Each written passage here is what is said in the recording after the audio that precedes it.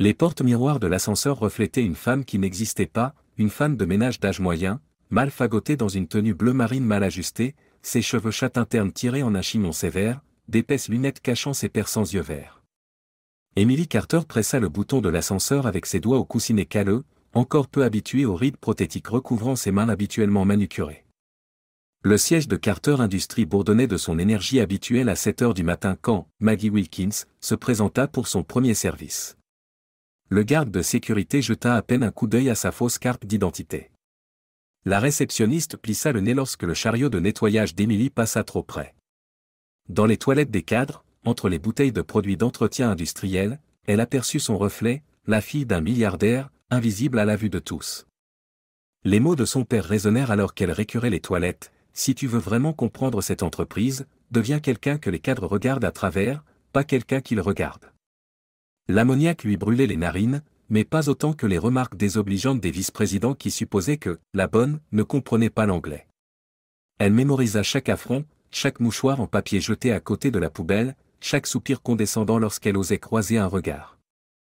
En fin de semaine, ses mains étaient couvertes d'ampoules à cause des produits chimiques agressifs, son dos lui faisait mal à force de se courber, et son téléphone caché contenait 17 enregistrements de violation du règlement. Mais la véritable découverte vint à 23h23 ce vendredi, quand elle surprit 3 managers riant de « la connasse des comptes » qu'ils avaient piégés pour leurs écarts d'inventaire. La qualité audio était d'une clarté cristalline. Avant de continuer, n'oubliez pas de vous abonner à la chaîne et de liker la vidéo. Dites-nous aussi de quelle ville vous nous regardez, nous sommes curieux. Les Richelieu de Daniel Grave apparurent dans le champ de vision périphérique d'Emily alors qu'elle lavait le sol du couloir du 38e étage.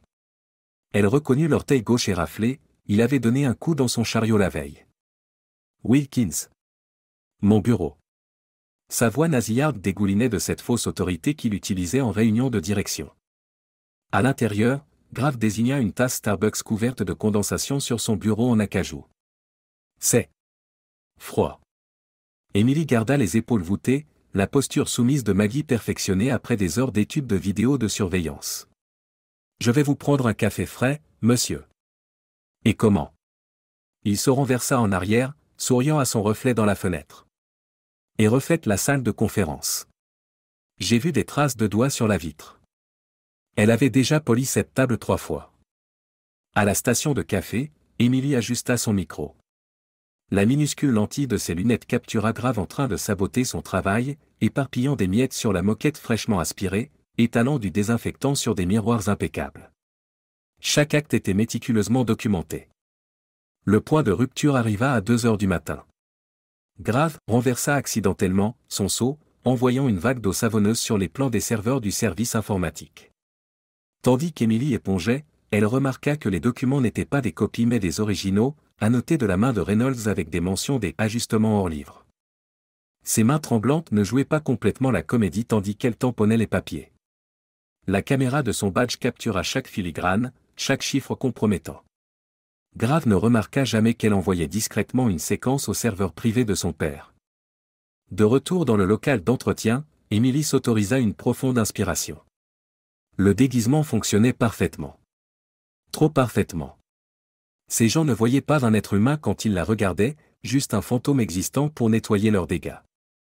Demain, elle leur donnerait une raison de regarder de plus près. Les néons du service comptable vide bourdonnaient comme des guêpes en colère tandis qu'Emily triait la poubelle de recyclage. Ses gants en latex collaient au papier humide alors qu'elle extrayait soigneusement des documents froissés, des brouillons de rapports trimestriels avec des modifications manuscrites. Un chiffre en particulier attira son regard, des honoraires de consultant de 250 000 $ versés à une société écran nommée Horizon Solutions. Elle avait déjà vu ce nom. Tard dans son service, alors que les cadres savouraient leur whisky au Delmonico's, Emily utilisa sa carte magnétique pour pénétrer dans le bureau du CFO. Mark Reynolds rangeait ses dossiers avec une méticulosité qui rendait le registre noir sans étiquette dans son tiroir du bas encore plus suspect. Les pages contenaient un inventaire codé d'actifs manquants, chaque entrée paraphée par Grave et contresignée par la directrice des RH Karen Whitmore. Une ombre passa devant la porte en verre dépoli. Emily se figea, son chariot positionné stratégiquement pour bloquer la vue. Les pas s'arrêtèrent. Puis vint le son distinctif d'un lecteur de badge. En quelques secondes, elle fit glisser le registre à sa place et se laissa tomber derrière le bureau juste au moment où la porte s'ouvrait. Par l'écart entre les pieds de la chaise, elle vit les mocassins italiens de Reynolds se diriger vers le classeur. Il maugréa un juron en fouillant dans les dossiers, cherchant quelque chose. Emily retint son souffle. La caméra stylo dans sa poche de poitrine enregistrait chaque mouvement. Quand Reynolds partit enfin, elle attendit 10 bonnes minutes avant de bouger. Le risque augmentait, mais les récompenses aussi. Le butin de la nuit comprenait des photos de factures trafiquées et un enregistrement de Reynolds admettant le problème grave lors d'un appel téléphonique à voix basse. La salle du conseil sentait le polish citronné et la sueur nerveuse alors que les dirigeants entraient pour la réunion d'urgence de 8 heures.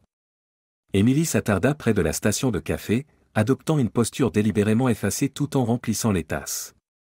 Grave eut un rictus lorsqu'il poussa délibérément sa tasse vide vers elle.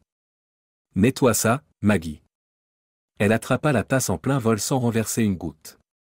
Un silence tomba sur la pièce lorsque Richard Carter entra, son expression impénétrable.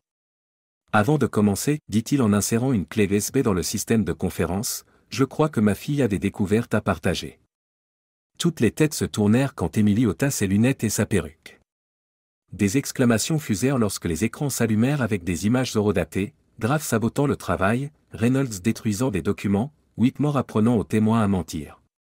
La pièce maîtresse, une comparaison côte à côte des rapports officiels et des entrées du registre noir, provoqua des jurons audibles.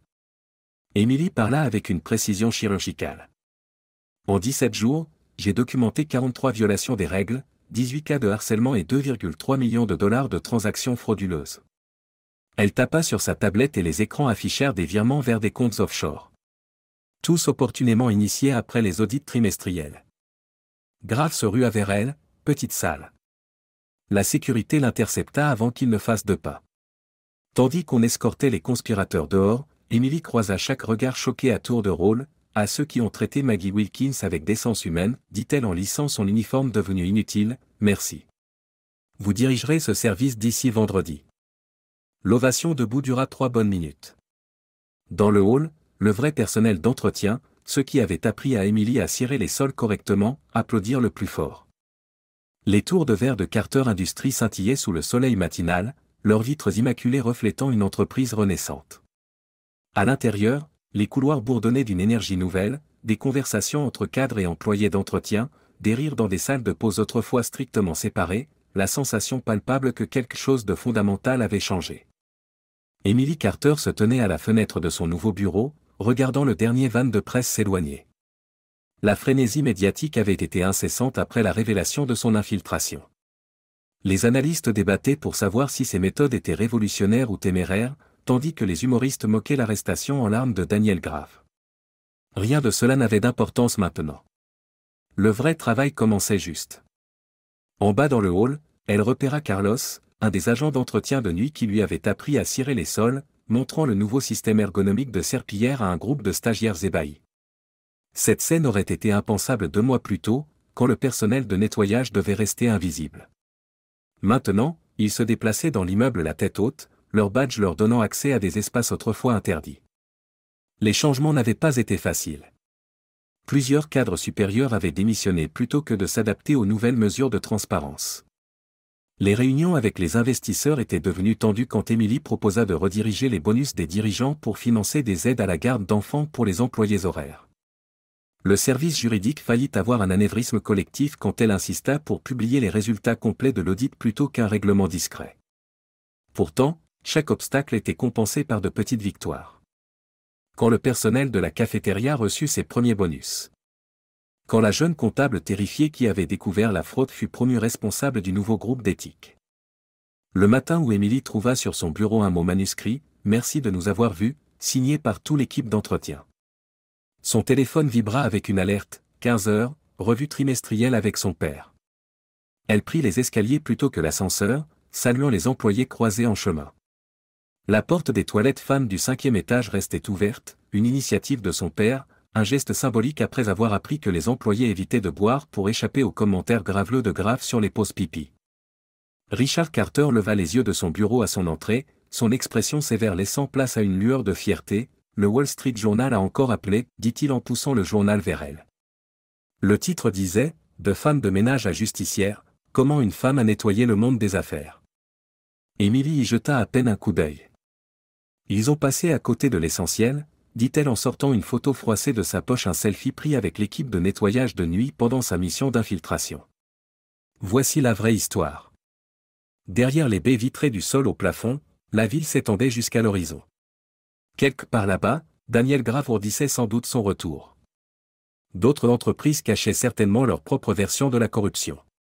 Mais ici, dans cet immeuble, l'air était désormais imprégné d'une légère odeur de désinfectant citronné et de café frais. Il ne portait plus ce relent laisséurant d'ambition impitoyable et de combines douteuses.